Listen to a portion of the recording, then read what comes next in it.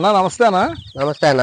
మన ఫామ్ లో దానాలు వచ్చేసి ఏమేమి పెడతారన్న అసలు మన గేదెలో మా ఫామ్ లో ఉన్న గేదెలకి? మా ఫామ్ లో అయితే మేము పెట్టే దానా ఇస్తానన్నా. ఒకటి జొన్న పొట్టు పెడతాం అన్న. జొన్న పొట్టు, మినపచెక్కు, గోధుమ పొట్టు, కనికలు వాటేస్తాం అన్న. ఈ 4 రకాలు వేస్తాం. తౌడు ఆటేస్తాం 5 రకాలు మొత్తం. ఓకేనా. ఇప్పుడు ఈ గేదె ఉందనుకో అన్న, దీనికి ఎన్ని కేజీలు పెడతారన్న ఓవరాల్ గా మనం? ఇది ఈయన 10 రోజుల తర్వాత.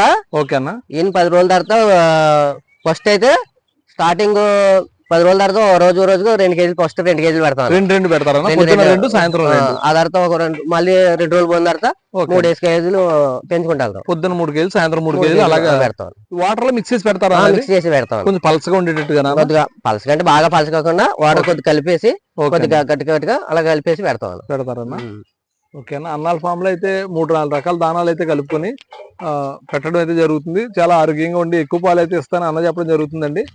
అన్నాల ఫామ్ లో గేదెలు అయితే సేల్కి అయితే ఉన్నాయండి. ఈ స్క్రీన్ మీద నెంబర్కి ఫోన్ చేసి మీరు వివరాలు అయితే కనుక్కోవచ్చు.